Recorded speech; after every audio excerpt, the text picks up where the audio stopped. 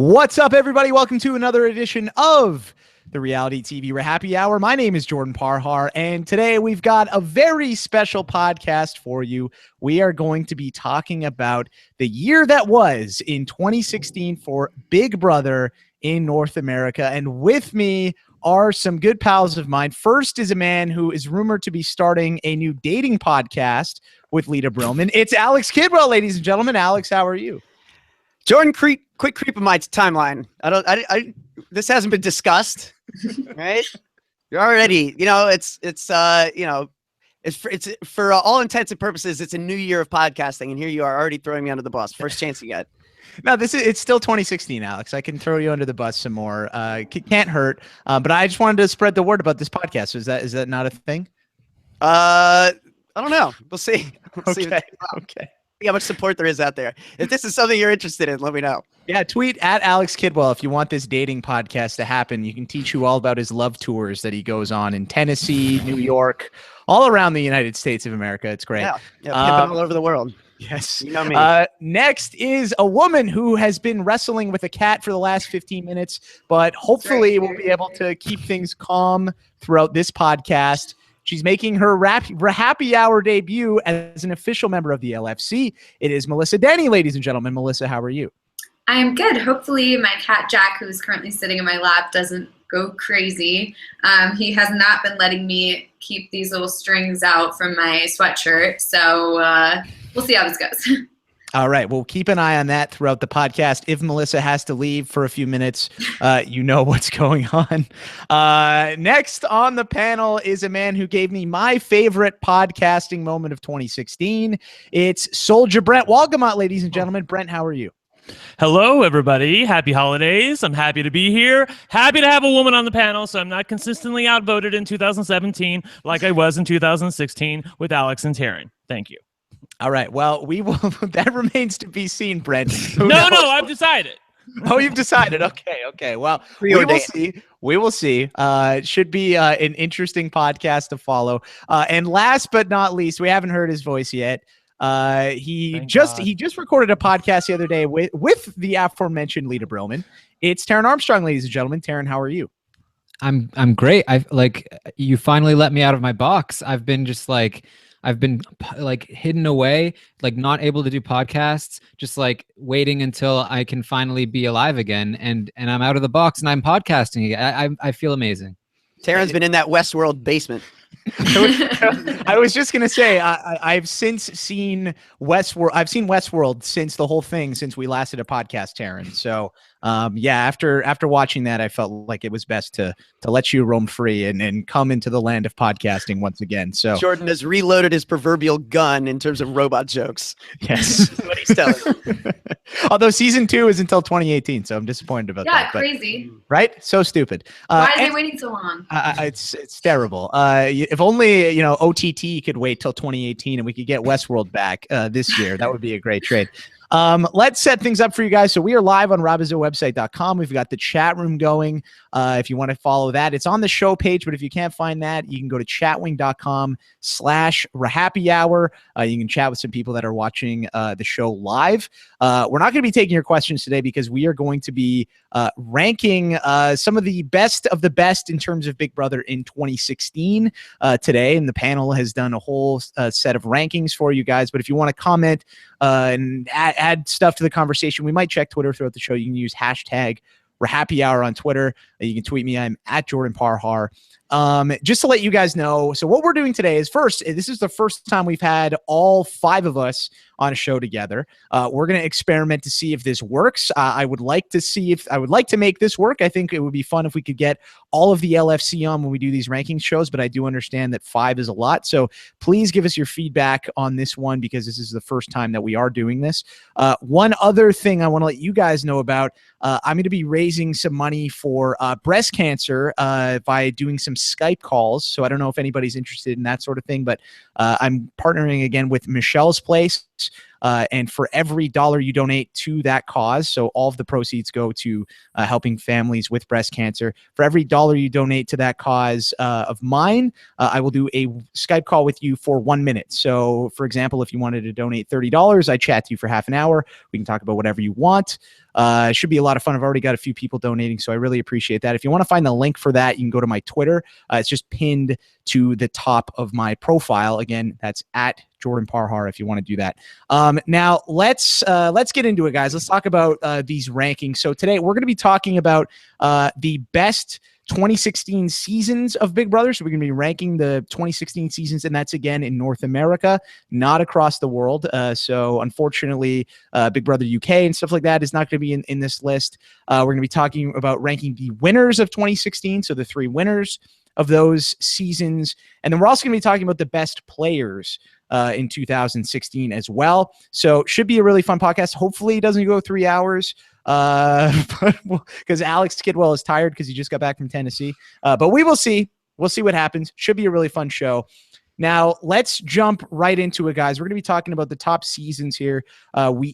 All 5 of us, we each ranked the Big Brother seasons. Big Brother Canada 4, Big Brother OTT, Big Brother 18. We gave a top 3. We averaged out that top 3 and came up with a consensus list. So let's get right into it. Let's jump from number 3 all the way to number 1. Number 3 on the list, guys, was one of the few things we were really all in agreement on, except one person, which doesn't surprise me. Oh, already getting outvoted, is he? Huh. Already getting outvoted. Just wait till later It's not on. going according to plan. Yeah. Bail out, Brent. Bail out. So we had all of us vote on this. 5 people. Everybody except Brent put this season at number 5. Brent put this season at number 1. And that is coming in at number 3 with an average ranking of 2.6. That is Big Brother Over the Top. So there you go. That is the consensus worst season of 2016, according to the LFC panel. Melissa, let's start with you. Why did you have BBOTT at the bottom? I had it at the bottom mainly because of the lack of strategy and too much America's involvement. I just felt like it wasn't a true game of Big Brother, and so that's why I had to rank it lower, even though I really did enjoy it as it was going on. Like in comparing it with the other 2, with BB Camp 4 and BB 18, I just had to rank it last. Although I don't think it's like the worst of all time by any means. I actually really enjoyed it, but it was tough to rank them. Brent, you had it at number 1. You were the opposite of everyone else. Why did you have Big Brother Over the Top at number 1? Because we all got a lot of hate this season, but I feel like you got the most out of everyone, yet you still have this as your favorite season despite all the vitriol. Why? Well, the hate doesn't bother me. I feel like that kind of comes with the territory. It was just a long time coming that I finally got mine. I feel like Alex and Taryn have gotten theirs like previously in our podcasting careers, mainly because I tend to represent what is the popular opinion at the time, not necessarily what is the right opinion at the time, but that's just me. First of all, here's the thing. I kind of agree with people that BBOT was a train wreck of a season, but I like that they showed us what the train wreck was going to be ahead of time. There wasn't any hanky-panky with the rules. I feel like they showed us, okay, this is what we're going to do. I just hit my light. This is what we're going to do. And, just so you guys know what's going to happen ahead of time. I harken back. It's so funny. 2016, Trump got elected, and I'm harkening back to like Ronald Reagan, where like I like the fact that it's big, bold divide between the House. There's not a lot of pale pastels in terms of strategy. I don't need nuance all the time in my Big Brother game. I liked the fact that it was very cut and dry. Also, I can't deny the fact that having a good winner in my eyes really elevated the season. If a story has a terrible ending, then it's just a shitty story. But if a story has a great ending, then I really like the story. Plus, there were a lot of fun moments on it, and I can't also deny how much I was involved with the story of BBOTT. I mean, like it or hate it, but I was on Twitter more than I ever was for BB Can 4 and BB 18. Those just seemed like like seasons that I was trudging through with BBOTT, I lived for every moment of it. When it was high, I was high. When it was low, I was low.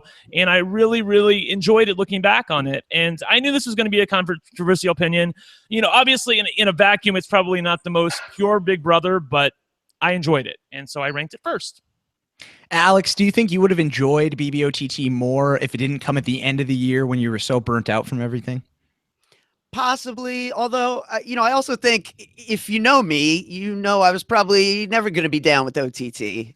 And, I just point out that Brent's name ends with OTT. So he was always predisposed to like this. But I just feel like, that was certainly a factor, 3 seasons in such quick succession. I'm sure that played a role. I think, I didn't like how I wasn't voting and people were still coming at me telling me that I was like manipulating the vote. Like that just takes a little bit of the fun out of it for me, but not a lot. Ultimately what it really came down to more than anything, I think, is just the lack of strategy. Just the fact that there was a lot of people sitting around in a house and the feeds that I'm usually looking for weren't there. There weren't people waking up and lying to each other until they went to bed. It was just a bunch of people waking up and just talking some smack, and the smack got really unoriginal and boring really quickly. And like, for me, it's just, I know there's a large pocket of the Big Brother community, and I would be curious to actually get a poll on like, what do you watch Big Brother for, strategy versus drama? Because I really don't know. It might be, 70-30 to the drama side. It might be 50-50. Like, I'm curious as to what it really is. I tend to watch it more for strategy, which isn't to say I don't appreciate the dramatic moments, but I think BBOTT is really designed for the fan that is looking for every time the Davon, this is who you lay with over, say, the gameplay proper. This is who you lay with was one of my favorite moments. Of the year, a phenomenal moment. I love it, but that's not what I come to Big Brother for. That's just, icing on the cake for me. Taryn, what was the worst part about OTT for you? Everything. For a long time, I've said, basically since I was a kid, I've said I watched this show for the strategy, and somewhere along the way, there was some part of me that was like, maybe I also like the drama, like, because I do like the moments where people get in fights, and I do appreciate the drama aspects of it. But watching Big Brother OTT just really like made me accept the fact that I really only watched this show for strategy, because it was so boring to me. Like I didn't want to like be a downer on the podcast, but I really didn't like this season. I did not find myself engaged with it at all. I tried to get myself engaged by being like this active campaigner, but that wasn't very fun either. And I quickly fell out of being interested in that. It was fun to talk about. It was fun to podcast about, but without strategy, I just felt like I was watching any reality show, and I don't like those. I know there are plenty of people that listen to us that do, and I think that's a perfectly reasonable stance to take, but it's just not for me. Melissa, what was your what's a good moment from BBOTT? What's one of your favorite moments that stood out for you? One of my favorite moments of that was when Shelby and Morgan thought that they were just like totally out of the game, and they were sitting there crying in the bathroom, and then they get the care package and like they're trying to be all calm about it and all cool and collected. And the second everyone goes inside, they like break down in tears and are crying at each other. I just loved it because it was just like the ultimate underdog story where you're like, wow, totally down and out, and then you just like rise from the ashes. It was awesome. And there was some really great camera work happening there too, because there's this shot of Morgan where she's like looking up at the sky with like tears streaming down her face, and it was just heartwarming. Also, I would say my best moment of BBOTT was similar, because it was when Shelby blew us the F away and won that HOH competition in like 3 minutes flat, when everybody else had taken like 28, 29, 30 minutes. Some people hadn't even finished, and she just walked up there, and we're all like going, this isn't going to work, because she was doing it a different way than everybody else had done it, and she just went and did it. I was like, oh my god, she's right. And that was when I really knew she was a player. And then her ally went home that week. Yeah, see, you're such a downer. See, that's what I mean. You're such a downer. I'm not thinking about that. Well, yeah, if I ignore the bad parts of any season, I can enjoy it, sure. Taryn, a particular week or moment that really stands out for you in OTT? By far, Scott Dennis waiting in that the side room, doing his I am the debt collector. I mean, that was I could have watched that the entire season and been way more entertained. My favorite thing was at RHAPCon or not RHAPCon, sorry, at the BBOTT Live when Alex did the impression of the Virgin King. Alex, can you do that for us again? Oh man, see, I think the thing there, and you know this because you were with me, is we listened to it a couple times before I went to the show, so I could really like hear it. I'm a very auditory person, Jordan. If I'm gonna do an impression, usually I need to hear it first, but I'll give it a shot here. I believe it was something like, let's see. I've been in these BB streets for 13 years. You can't get me. I am in it to win it. Like it was the way, it was the pronunciation, the way he's popping his T's, the Hulk Hogan like hand to the ear type stuff. I mean, really ratcheted it up to 20. Yeah. I loved it when you did the I am not one to be trifled with. That was the favorite. Money line. I couldn't remember. That was it. You're right. Oh, that was great. Personally, for me, I think that was fun. I think my favorite OTT moment, though, goes back to week 1 when Cornbread was evicted and said F y'all. I think that really made the season. And they didn't hear it.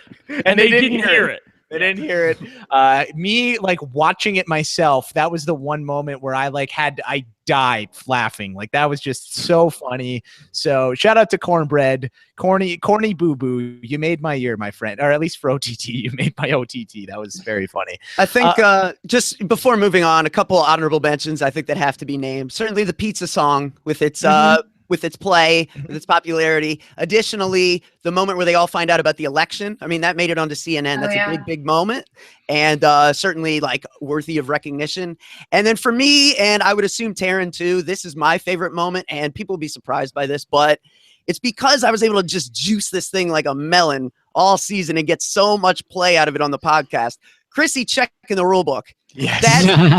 That's number one with a bullet for me, because did I like it at the time? No, I'm like, this is obnoxious, but man, did I get some gold out of the podcast with that. So I have to, give credit where it's due. If Chrissy doesn't check the rule book, I don't get to make fun of it. So I think that was my top tweet of all time, actually. the picture I had describing what she was doing. Oh, so good. And you know what? Shout out to Chrissy. I hated on Chrissy a lot during the season, but she seems to have been a good sport post show. So yeah, she's been great. Actually, her interview on Reality Recaps was actually not bad. She seems to have some self-awareness about how she was portrayed in the house and how fans look at her. And I like to see a little bit of self-recognition on the part of some of these house guests. Did you see the behind the scenes look at her album cover? I didn't see the whole thing. Sorry. Oh. Where how it looks like it's her boobs, but it turns out it's a guy's butt. Like, because everyone was like, "Oh, really, Chrissy? You had this whole thing going on your album cover. Like, that's so whatever. She's so into herself." But it turns out it was actually her putting her hand on a guy's butt to make it look like it was her. Like the Janet Jackson thing where like they reach around and it looks like, that's what she did. It was like that's so funny. They put like a little bit of her hair, like so there looked like there was blonde hair coming down. It was really funny. Oh wow. All right, there we go. I did not know that. Stigmata appears to have healed up nicely. Yes. Last thing as well. Can't forget to mention a favorite moment of mine as well was unfortunately Melissa was not there, but when we were at a random bar in New York and we watched the eviction when Scott survived and we chanted Virgin King. I think that was a very controversial moment for some people, but for us as fans, I mean, that was fun seeing Scott survive, our boy. Poor Virgin King. He deserved a better fate. That was great because that was the night that Figgy got evicted and we got to see Adam, who was the eventual winner, survivor, spoiler, bow in front of us. He was actually there in New York and he bowed after he made that move. So we were already in a good mood. Then we go to the bar and we get to see Scott survive. And the best part was we're watching it on a phone in a bar, so we can't hear anything. We're just like, we're watching to see where the camera goes to see who's evicted. And the camera just zooms in on Neely. And we're like, yes, you go, Virgin King. Oh, it was great. Oh, Look at all these great moments. All these great moments from BBOTT. I challenge you to find as many fabulous moments from these other 2 shit seasons we're going to talk about. Exactly what we're about to do then. I don't think Nina thought it was a great moment. The chat is reminding me. Someone in the chat's reminding me that Scott's reaction to the sister twist when he did that. Oh, that's a great soundbite. Yeah, That's that was so good. Do it, Taryn. I laugh every single time that you guys were playing that soundbite, or that some of you guys would like do that impression. I would laugh every single time. It's very good. Taryn had it down. I thought it was the soundbite. That's how good it is. No, that was that not Taryn? I did it as well. We did it at the same time. Simultaneous. Oh, there we go. Yeah, we're like good at that, Jordan and I. The Virgin King podcast- Choir. Yes. The podcast that Rob did with Alex and Taryn, where he started just like playing, then they were joined by their Virgin King, and like he just keeps doing it over and over, and I'm just dying while like listening to it at home. Like, I mean, like we got so much play out of this season. I really think you guys are sleeping on BBOT. Okay, well we'll talk about the other abstinence can be yours. I mean, there was some high highs, Brent, for sure, but the lows were very low. We'll talk about the other seasons. Also, shout out to Tony Scott again for holding the phone and having the feeds on his phone so we could watch that episode where Scott got a victory. Scott survived. That was very fun. Okay, let's keep it rolling. Let's go to number 2 on the list. Number 2 and number 1. It was very, very close. Number 2 came in with an average score of 1.8. And number 1 came in with an average score of 1.6. So we were very, very close. It was the difference of like a place or 2. Coming in at number 2, this season was number 1 on Melissa and Taryn's list. It was number 2 for Alex and I, and it was number 3 for Brent. And that is Big Brother 18. So Big Brother 18 comes in at number 2. Taryn, let's start with you. Why was this number 1 for you? By default. It actually was kind of close between this one and Big Brother Canada 4, because I feel like the first half of Big Brother Canada 4 was amazing and the second half was like pretty bad. So Big Brother 18 overall, I felt just it had more going for it. I liked it all the way through. I did like the beginning of it. I thought the middle was great, Paulie's downfall, and I liked the end of it. I think there was some interesting scenarios going on. The 3 pairs at the final 6. Watching Paul, watching him, succeed and fail in various places was very fun. So I'm not nearly as down on this season as most people were, probably because I was recognizing what Nicole was doing from earlier on in the season than most people were. And I think they were unhappy with her win. They were very unhappy with Paul's loss. But I was happy to watch it play out. And I thought there were a lot of great moments in Big Brother 18. Downsides are the amount of twists. Obviously, I feel like that really wrecked a lot of the gameplay, but it's still better than the twists of Big Brother Canada 4 and Big Brother OTT.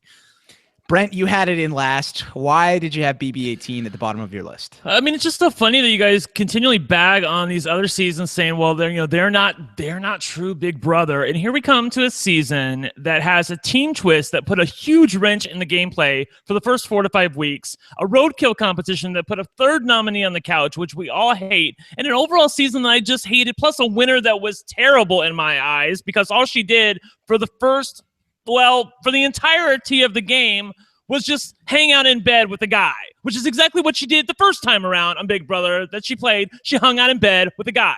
So I didn't really care for this season, and I can't believe that anybody actually liked it. The hilarious part is that 2 of you voted for it to be number 1. 2 of you voted for the other season, BB Can 4, to be number 1. And it was my vote that got this season in second place, which I'm happy to do because it's all around terrible show, terrible winner. I hated it. Girl, bye. That's exactly why you're needed on this panel, Brent. Thank you. Yes.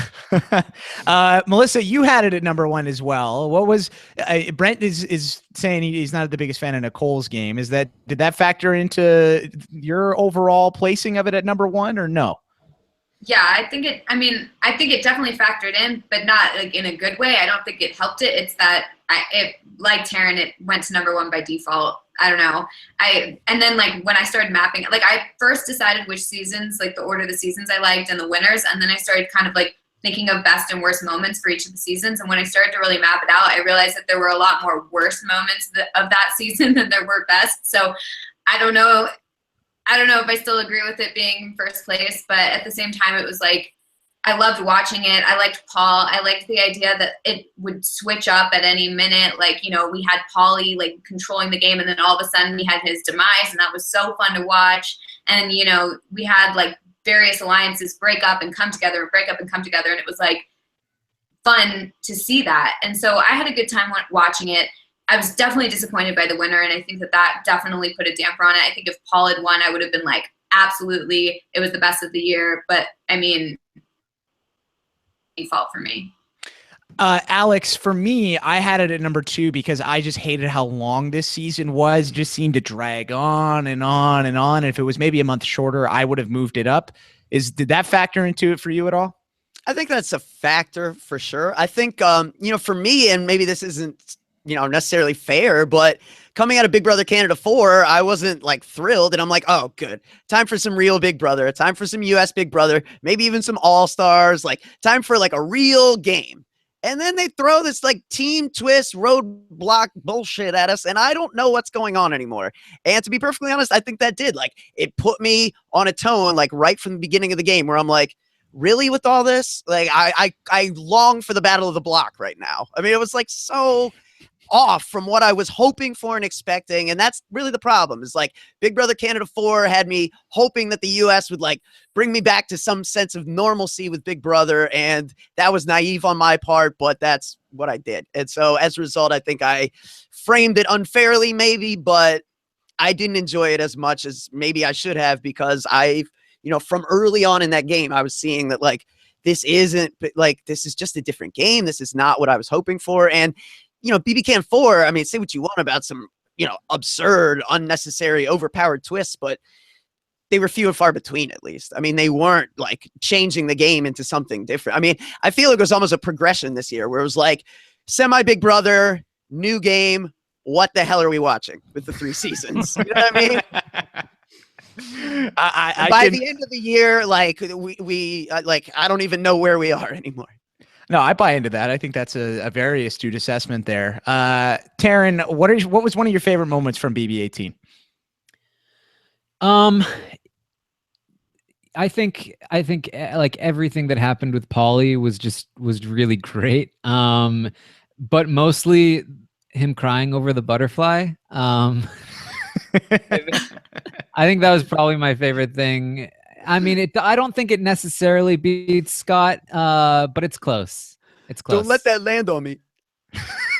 Not right now. That was number 1 for me from this season, hands down. The butterfly was great.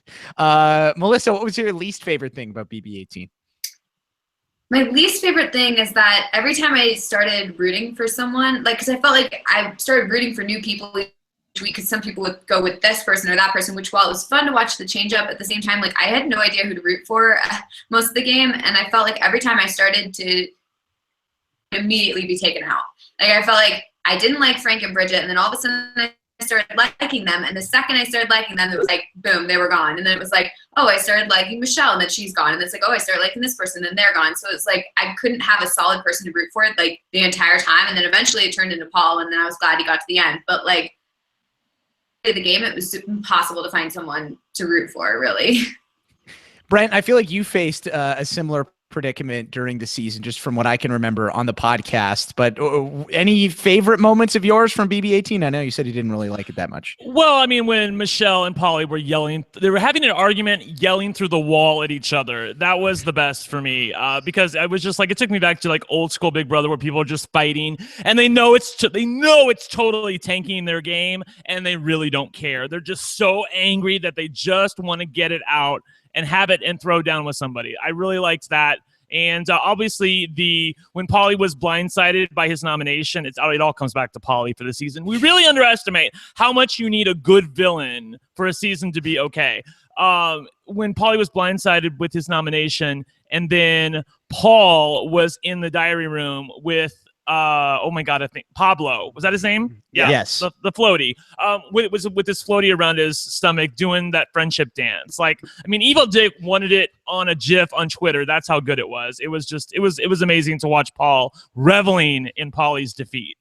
Fun fact, if you follow Paul on Instagram, you got to see him topping his Christmas tree with Pablo this year. Oh, yeah, him and his mom. Yeah, it was pretty funny. I like that. Alex, anything for you that really stood out? Yeah, I mentioned the aforementioned "Who You Lay With" is iconic. It's classic. It's all time. And for me also, and shout out to my girl Big Meech, who just had a birthday yesterday. But when she gives that scathing speech and just like lays into Paulie and the whole house because she thinks she's going home, and then vote to evict Bridget, and then she just starts crying. To me, that's like the greatest. Like, what more do you want from Big Brother? I mean, what a roller coaster of emotions and ridiculousness, and like, I hate all you people. You all suck. We're keeping you around. This is so fantastic, man. This is what this game is all about.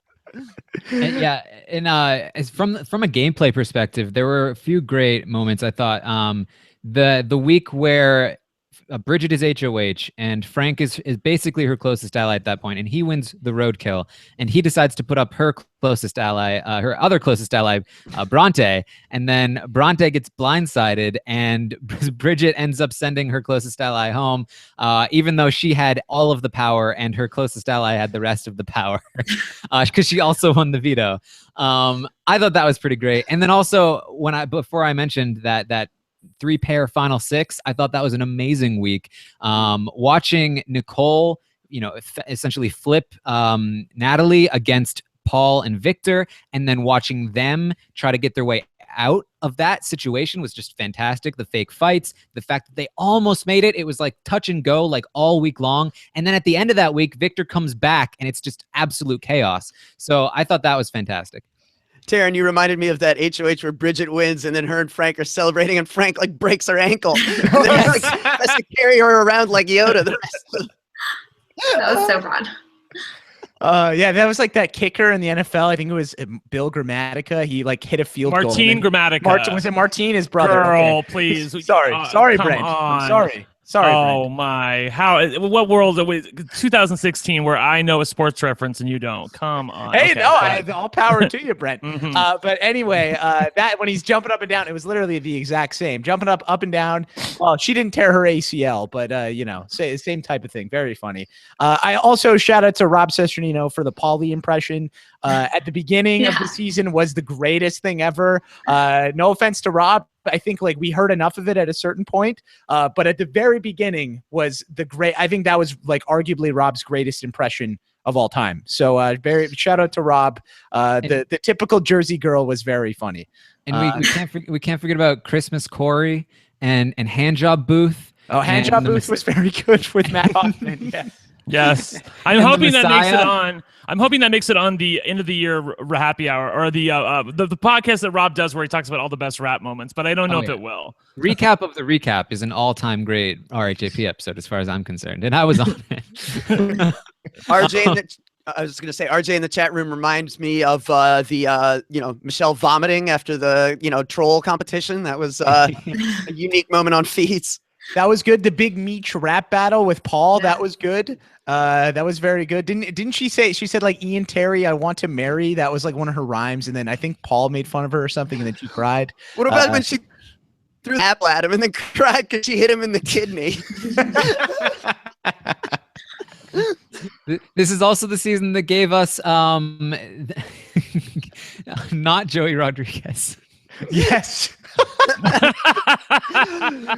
If it hadn't been for that poison berry, I would have won this game. I had my whole bed. I plotted which bed I wanted to have. Right. He already had the game sewed up the moment he put his sewed up. Oh man, yeah. I think Joey Rodriguez alone, Brent. I think that you should move this season up, maybe for that reason. Yeah, I'm thinking so. This is the first time a moment outside of Big Brother was the best. Well, maybe not the first time, but one of the only times where a moment outside of Big Brother was the best Big Brother moment, I think, of 2016. So, shout out to Joey Rodriguez for making that happen. Very scandalous.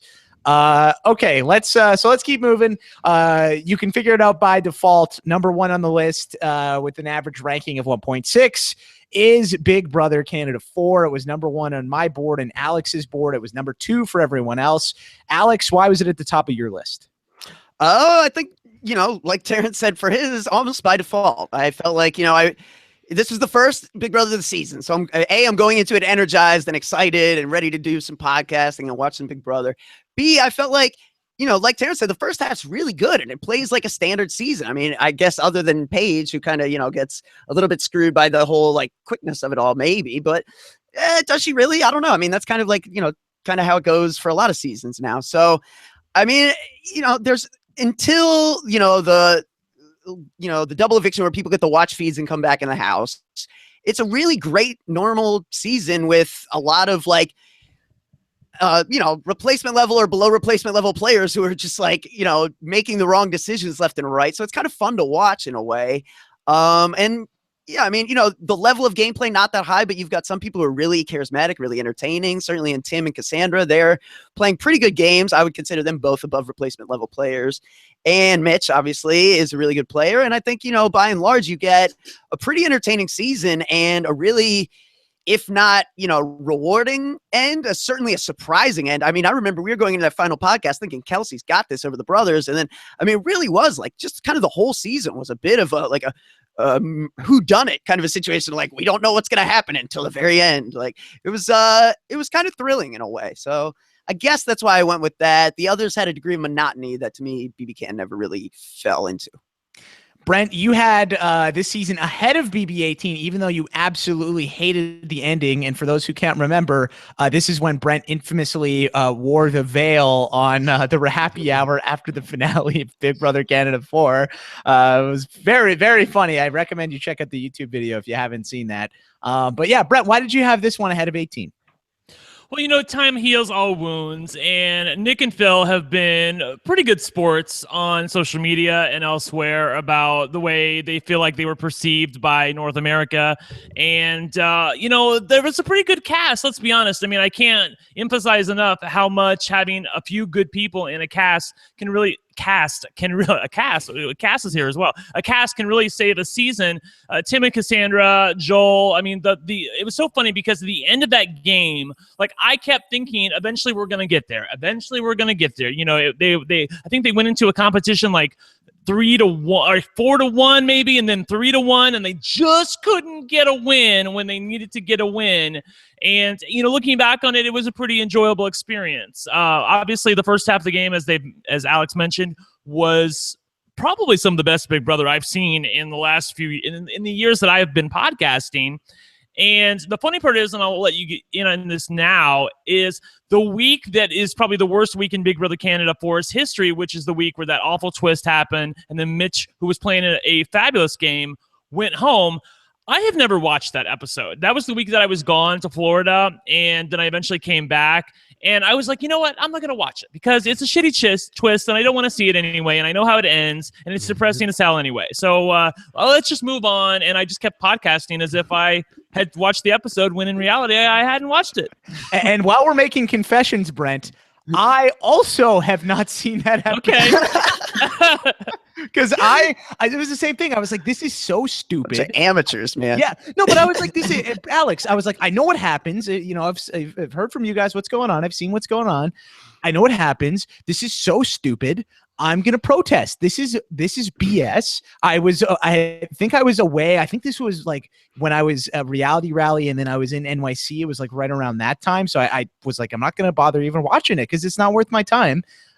So yeah, I'm absolutely with you, Brent, on that one. You're in good company. Yes, and I agree. Go ahead. Do you know how much I didn't want to watch that episode, Jordan? Oh, I'm sure. I did not want to watch that episode. That was the word. Like, I was just like going into that episode. It's just like, how can I force myself to sit through this for the audience? Because I am a good member of this podcast. Attaboy, Taryn. Yeah. But you guys apparently just feel free to, whatever. We don't. Look, if I was podcasting about it, to watch it. In fairness, we were both traveling, okay, yes. And it was for a good cause, Taryn. So you can just get off your high horse. I appreciate the dedication you have, but It is what it is. I would But- rather. What would you rather? Me lie and say I watched it, or maybe honest and tell you that I didn't actually watch it? Probably better off lying. Honesty is But, the best policy, Jordan. no, I will say, like, Brent's totally right about, like, and you know, as guys who are watching the feeds, as people who are watching the feeds, sorry, Melissa, I'm in the habit of saying guys. That's so that's a Sorry, habit I it's need to really cool. correct. It's a 2017 resolution for me. But yeah, as you know, we're watching feeds, so obviously, like, the quality of the feeds more than anything is really going to dictate kind of our enjoyment, I would think. And Brent's absolutely right about those weeks of feeds kind of leading up to that. Like, what great, compelling feeds. I haven't been more glued to feeds in 2016 than I was for that stretch of like week 2 through week 4 or 5 in Big Brother Canada 4. I mean, it was fascinating stuff. You actually had 3 sides of the house. Like, we don't see that often. 3 legitimate sides, a middle alliance that was really playing people against each other and keeping things polarized in a really fascinating way to watch. So yeah, I mean, there was a lot there to chew on. Melissa, favorite moment from Big Brother Canada 4 for you, or anything that stands out? Well, I already know we're going to talk about Mitch's speech, so I'm going to mention Tim's Gummy Koala nominations. I felt like that was so cool. I thought it was insane that he was able to pull that off and get people to like nominate other people and tell him all their secrets. But I mean, that's the way they do it kind of on Big Brother Australia, and where they do the point system. And so it was like so crazy to see him take that and put it in BB Can. I thought that was like an awesome move, and he got to learn all their secrets. So I was very impressed. That was great. And I also loved how Dallas just flat out refused. And he was just like, Yeah. no, Tim, I ain't doing this. And he's that was like, the "All coolest thing about it, right? Is that like through the weird like psychological effect that going up to see the HOH has, the 2 people who got the most koalas were Dallas and Ramsey, the 2 people he wanted to put on the block anyway. Yeah. It Oh, it was was great. amazing. Yeah. Yeah, unbelievable move by Tim. I thought that was very excellent. Taryn, anything for you that really stands out? I mean, that week before the double eviction that Alex kind of touched on was just, and I've said this before on the podcast, but that was just like the best. That was the best week of Big Brother I have seen probably since Big Brother 14. Like, there were so many moving parts. Things were going back and forth constantly up until the minutes before the eviction, before the feeds cut. It was Tim versus Mitch full force, and it was so incredible. And it was one of the best parts about it was that it was just the start. Like, it was supposed to be just the start of this huge war that was about to happen before the fake double eviction messes everything up. But it was just so fantastic. Like, and how it ends is just so amazing, because it comes down to Nikki, this completely volatile, unstable element, and Mitch is the one that's able to tame her, even though Tim has always been holding the leash. And it was so good to watch. It's so rare that I'm just completely riveted to the feeds, and that entire week I was just like, I can't stop. Yeah, great stuff there, and shout out to production for that not going the way it could have gone. Alex, I know what your moment is. Do you want to share that moment with everyone? You do? Wait, I don't even know what it is. Yeah, your favorite moment from Big Brother Canada 4. We talked about this in the pre-show. Oh, yeah. Well, yeah, Mitch's speech, which is fantastic. I mean, there's a couple other great moments. I mean, how can we forget the brothers trying to nominate themselves? Yes. You know what I thank mean? you. Like, how amazing. Are you sure, Alex Kidwell? It was so, I mean, it really, in that moment, it embodies their frustration of being forced to play as a unit. Nick is serious. Can we just go home? He's just ready. He's done. I don't want to look at my brother anymore. Like, I'm ready to just move on. It's fantastic. It's just raw emotion. I love it. And I mean, you've got some other stuff like in that season. I think that's really great. Certainly, like Nikki, that montage where Nikki's just going on about Rail. Like, my God, is that awesome? Rail. Like, it's so good.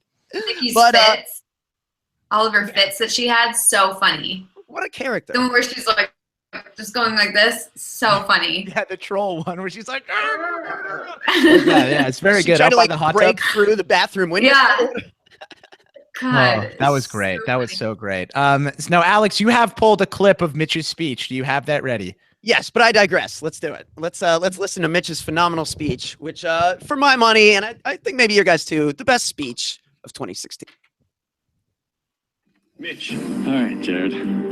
This is a particularly interesting set of nominations for me, given that my best friend in the house put me up here when everyone well knows I never would have gone after Raul, and given the chance would have taken him all the way. It wasn't the best move for Raul, but I actually don't think it was his move.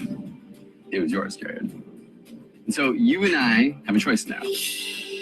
We have two parallel universes to decide from. In the first universe, you use the veto on me, we work through our differences, we rebuild our trust, and just based on the statistical probability of a solid group of 4 going forward in this game, one of us will win. But in the second universe, you don't use it on me. And this one sucks a little more because I will use every fiber in my body to remove the cancer that you 3 have become in this game. I've seen behind closed doors how manipulative you are, how many lies you've shared, and how disgustingly fake you can be in front of all of these people. Everyone in here needs a doctor to deal with your sickness. And it's your choice if I will become that doctor to surgically remove your ass from this game. Wow. Yes! There we go. Well done by Mitch. We also have people in the chat saying Maddie's speech where she told Cassandra that her ass is grass. That was one of their favorites. There's a lot of really good speeches on Big Brother Canada 4. I think, and shout out to Godfrey Manguiza on Big Brother Canada 3 for starting that movement. At least in my opinion, that's how it got started. Can I just say, like, what did we do wrong to be stuck in the universe where he doesn't use the veto? Like, why did we deserve this? Yeah, it was it's crazy. Because Raul, Aaron. Because I guess, yeah. Because Unfortunately, Raul. Raul, yeah. because of Raul, unfortunately. Can we just not yeah. ever say that name again? Poor Raul. And then he went home the next week. Yes, and then he still said that he would make the move. He's just a complete idiot.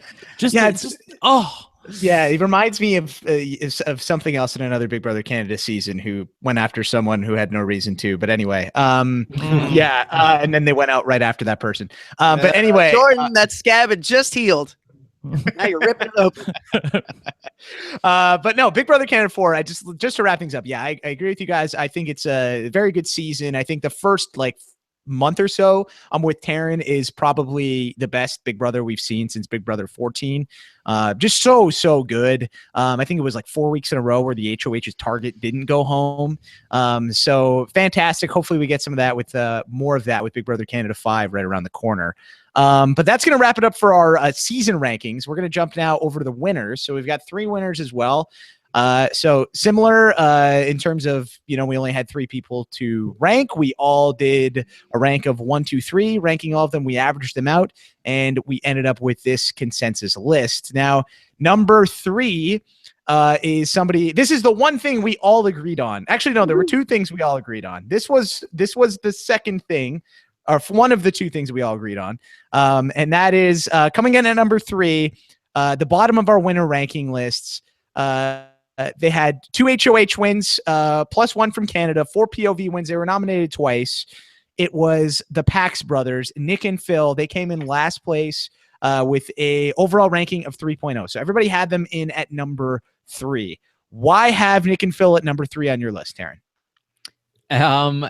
This was actually a little more difficult than you might have expected, just because obviously I've said this before, it's hard to really rank Morgan since she played a very different game, but we're considering Big Brother OTT as part of this, 1 of 3 season rankings. So with that in mind, I had to remember the rock, paper, scissors, right? They play rock, paper, scissors at the beginning of that season. And if it goes the other way, they lose, guaranteed, because the other one is playing in the competitions that they need to win. And Nick isn't there to win them for them. And they lose. They made so many mistakes, especially in the back half of the season. They had some competency, yes, but just the way that they played this game was so risky and was so full of holes that it has to be at the bottom. I think Morgan played her season and her game better than the Pax Bros played their season and their game. Melissa, what do you think would happen if Nick and Phil were separate entities? Do you think Nick could still win on his own? Do you think Phil could still win on his own? I feel like neither of them would win on their own. I don't know. Although I will say that I was so disappointed revealed the twist right at the beginning. I was really excited thinking it was going to be, well, what they ended up doing with Alex and Morgan, where it was kept a secret. And I was really looking forward to that. I mean, the two guys came in, they pretended like they didn't know each other. It was awesome. And I was like very looking forward to seeing like how it all played out. And then all of a sudden she calls everyone in the room and she's like, okay, yeah, these two are brothers. And it was like, okay, well, that's ruined now. I don't know. I just felt like it just totally blew it for me. And I was very disappointed when they won. So I don't know. Brent, you were the most disappointed when they won. Anything you said, the blow has since been softened. Time heals all wounds. But do you have anything to add on the Pax Bros? Any moves that they made that you liked? Wow. See, that's the thing. I couldn't really think of anything. And I also thought that they're trying to get themselves nominated when they were totally serious about it. I mean, if they would have, if Big Brother would have allowed that, then they would have gone home. And I can't overlook that their emotions just totally got in the way of their gameplay there. I mean, as Mitch said, basically in his when he voted for them, they walked, ass backwards into a win because of the person that they were up against. And, that's a completely valid win. So congrats to them. But that doesn't mean that the journey getting there was all that great. Alex, do you think there's any argument to the fact that Kelsey should have beat the Pax Bros, or do you think this was the correct outcome based on that final two? It's still hard to say. I mean, I think going into that finale, I thought Kelsey had the advantage, if not, the vote kind of locked up. So I was very surprised. And I think, especially from exit interviews and stuff, we did kind of learn that people were looking for Kelsey to take some kind of ownership role of the game she played. She played a pretty strong game down the stretch. I mean, you talked about the freak/threak show needing to win in simple situations where they had 3-1, 4-1 advantages. And here's Kelsey, just won't go down, just beating them in everything by herself. I mean, so yeah, if she's able to articulate that properly, I think it's close, if not going her way. I mean, she has locked in votes on the jury and apparently some influential people looking to hear the right things from her. I mean, Mitch said that. I think some other people said that too. So to me, yeah, I mean, they're the winner that is most up for debate, which is hard to say. I mean, given the Nicole Paul situation, but I think ultimately it comes down to the jury picked that. Whereas with this, it's like the jury was kind of live and almost wanted to pick something different if she had just said what she needed to say.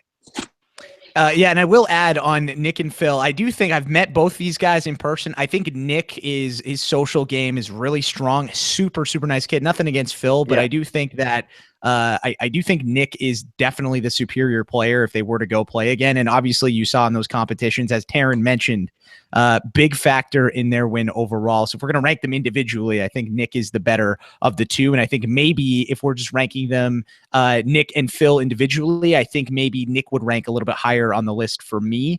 But because of them as a unit, I had to put them at number 3 overall. Let's talk about number 2 on the list. And again, this was very close. Number 2 had an average ranking of 1.6 and number 1 had an average ranking of 1.4. So very close, similar stats.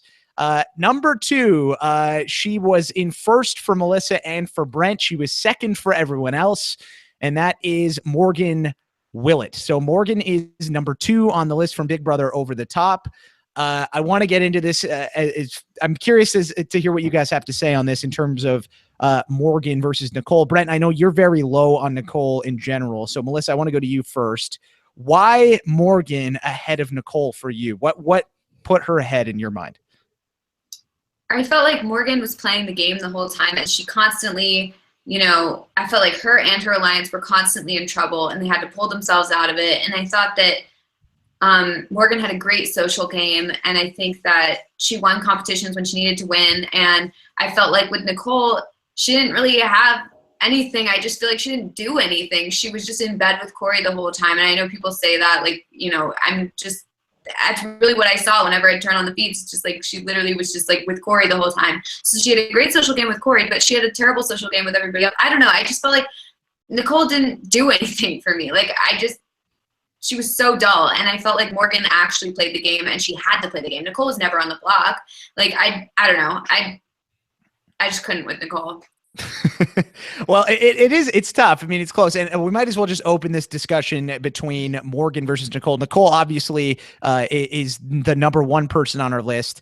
I had her broke down Brent's imagined LFC lines, and then you broke the tie anyway, Jordan. Yes, that's right. So yeah, Jordan, why do you get a vote again? I'm just saying. Yeah, well, I've always had a vote. I've always had a vote. I mean, again, if there's a campaign, if people want to get rid of my vote, don't start that. Stop being so Canadian. We're just joking. So let's talk about this. So again, so Melissa and Brent, you guys had Morgan at number one. Alex, Taryn, and I had Nicole at number one. So we heard the argument for Morgan from Melissa.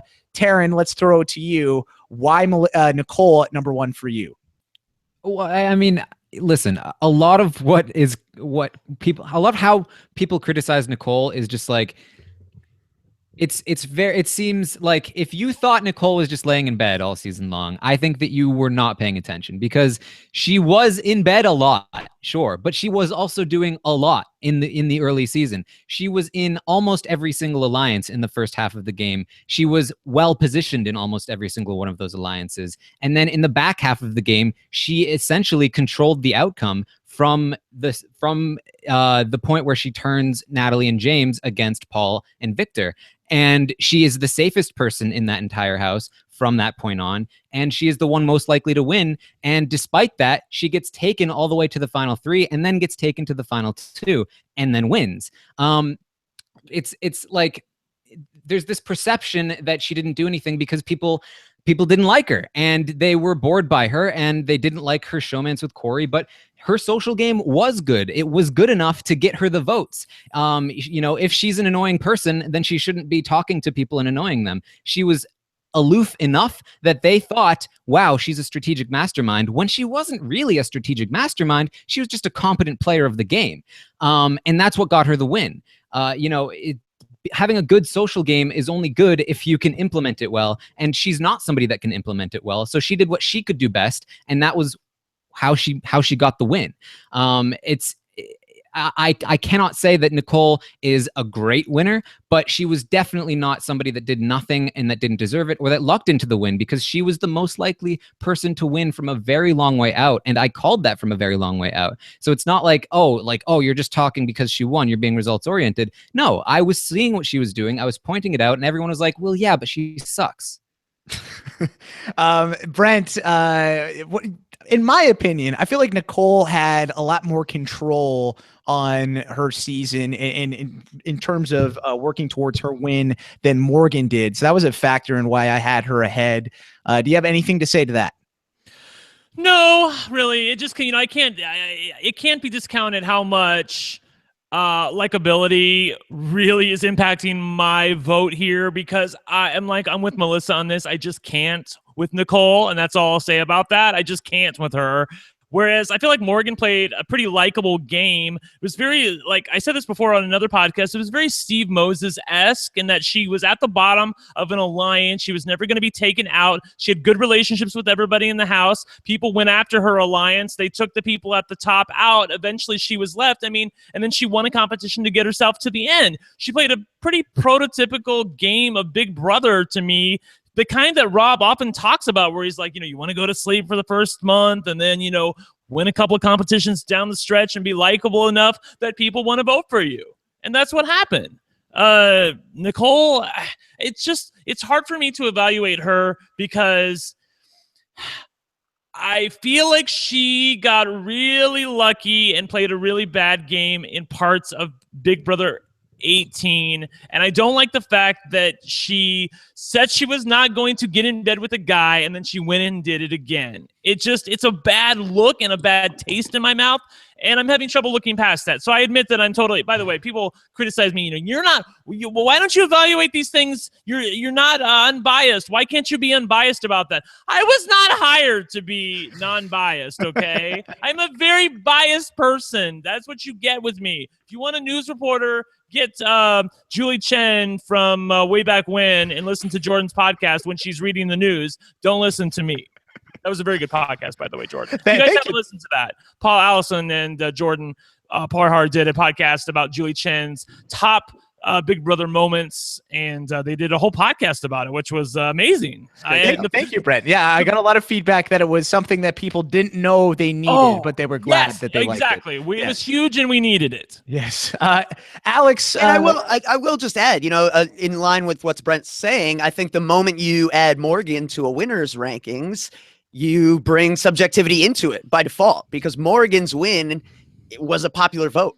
So now, I mean, the criteria, you can't we can no longer say Brent has to judge based on this criteria, because the criteria has changed. I mean, we're evaluating different things now, in my mind. Well, I did try to take into account comparing two different games, seeing who was in more danger at more times. And I felt like Morgan, while she wasn't in much danger for most of the season, and that's why I think she probably played the best on her season, or at least probably came close to it. I still think she was in more danger than Nicole was. Nicole probably had a little more agency in making sure that she wasn't in danger in the places that she was, and also had more agency in the ultimate win of her game than Morgan had, although that may be a symptom of the game that Morgan played. But I did try to take that into account, and I do think that ultimately it's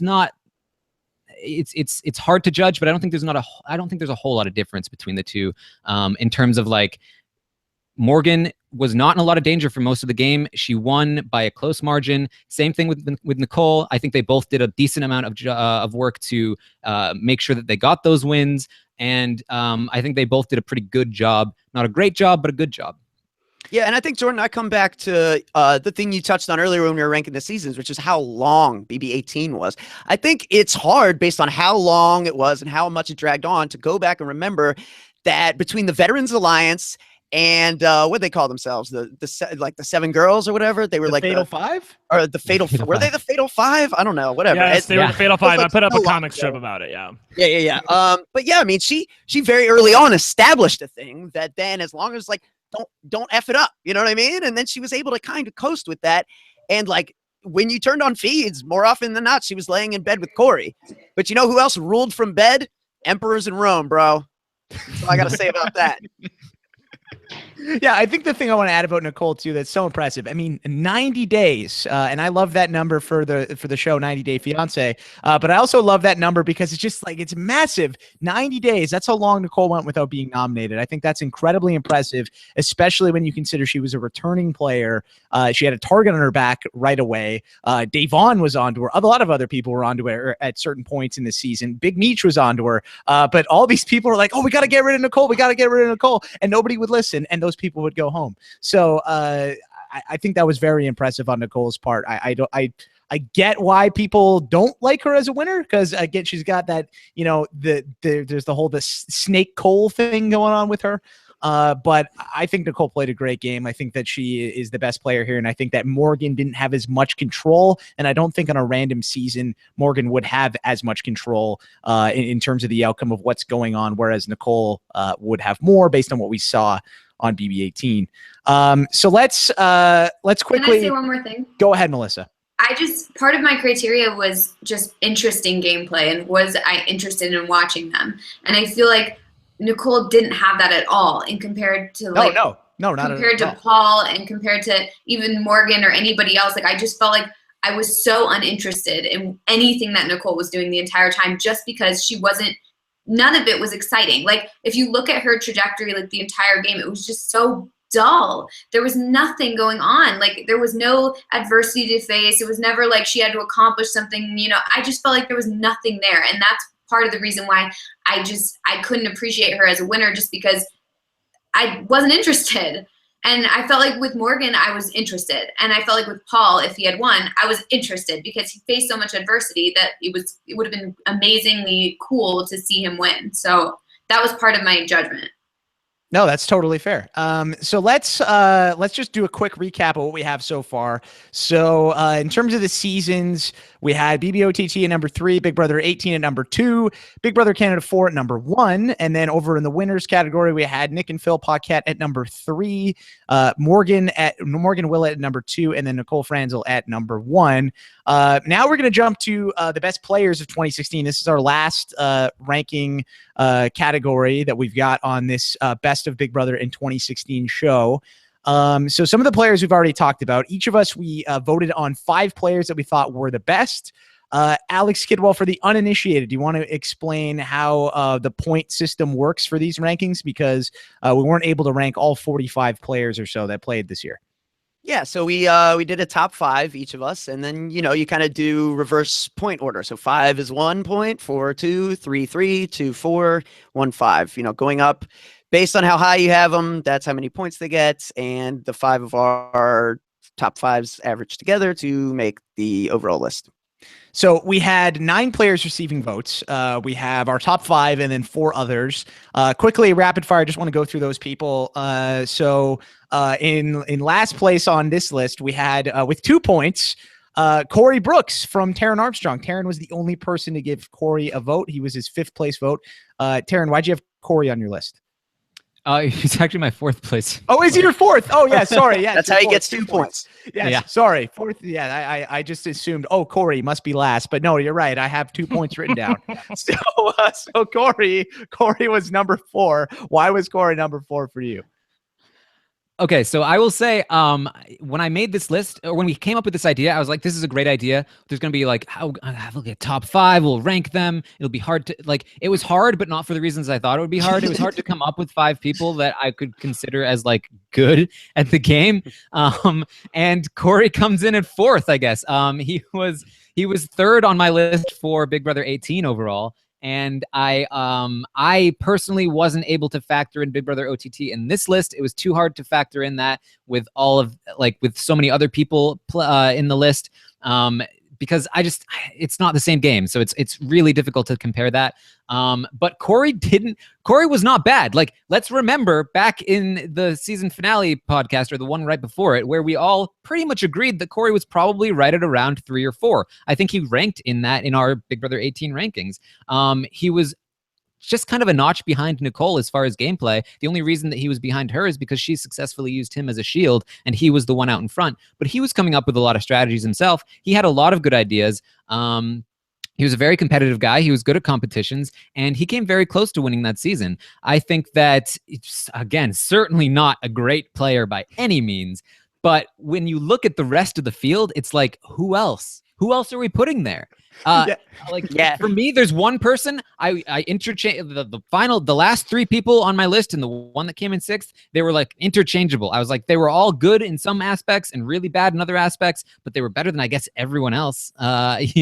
It's a good point. I feel like if you just had the 3 C's, the calm, cool, collective, that made you an elite player in 2016. That. Yeah, Nothing it was else. crazy.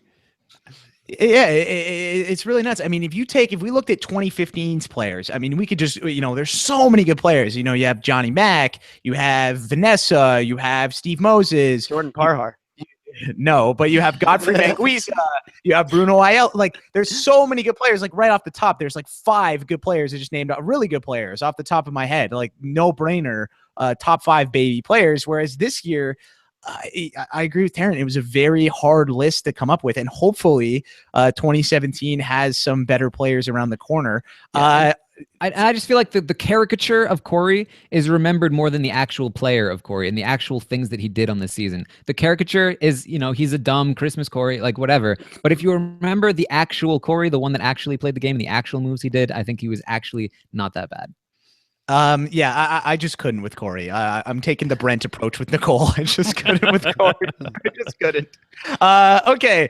Another person tied with Corey, also getting 2 points, was Shelby Stockton from BBOTT. So Alex and Brent, you both had her at number 5 on your list. Alex, why did Shelby make the cut for you? Me and Brent agree on something. This is awesome. Yay! You know, honestly, I wanted to get some OTT representation on there. I had a hard time really figuring out which way to go with it. Ultimately, I think there's a couple of different people I could get on there, but I went with Shelby because I think Shelby, kind of similar to Paul in a way, had a bit of a, you know, an arc where she, you know, came into the game clearly not knowing anything about it. I mean, relative to the rest of the cast, you can make the argument she knew the least about anything. She was the proverbial joke every time, you know, oh, hey, it's Big Jeff at the door. Like, who's this guy? Or, hey, it's Paul. It's like, oh, that's the one person I might know because that's the only season I've seen parts of. Like, Shelby was so out of it for, you know, the early part of the game, and she still really kind of figured it out. And, you know, you could really tell she was thinking through strategy on a level that, you know, people on the other side weren't. And it's kind of hard for me, you know, at what point is it like, was it Alex rubbing off on Shelby and stuff like that? But I think ultimately what Shelby is able to do after Alex left with the competitions, with the stuff like that, that's why I gave her the nudge over Alex ultimately. And then, you know, I think also an interesting similar kind of comparison for me would be with Cassandra, where kind of, I think Cass played a really sketchy, dicey, tenuous game early on. She really could have been like third out instead of Christine.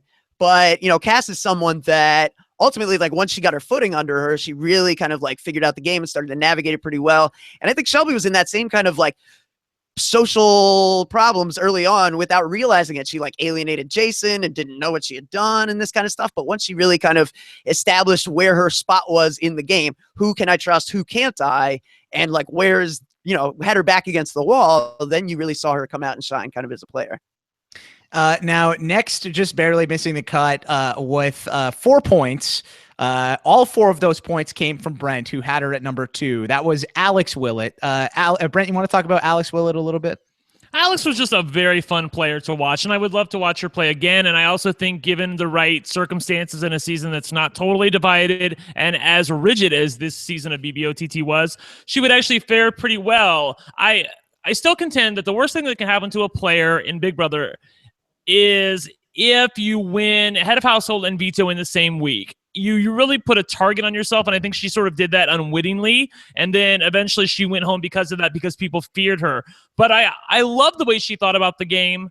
I liked it because it was something. It was a strong woman's game that didn't depend on a man, and I like seeing that in Big Brother. So that's my shade at Nicole, is that every time she plays Big Brother, she goes into bed with a guy. But I won't harp on Nicole anymore because I know I get to harp on her a little bit later on down the list.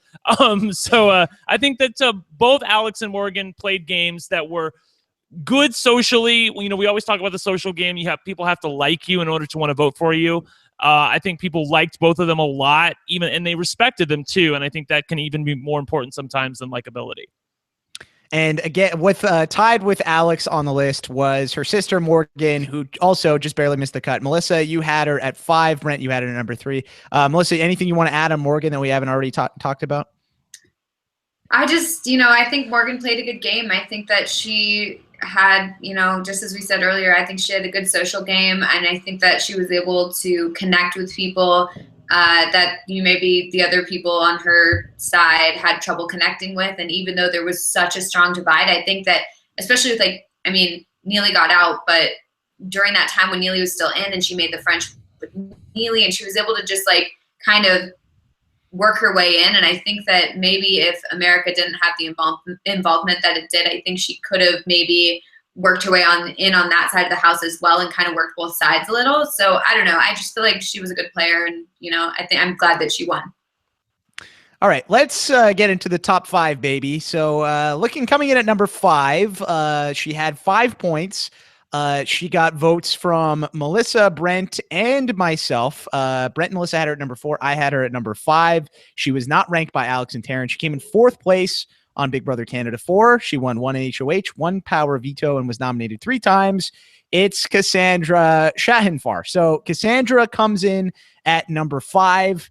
Taryn, explain to me why you didn't have Cassandra on your list. Yeah, so she was one of those people I was saying it was very close. She just missed the list.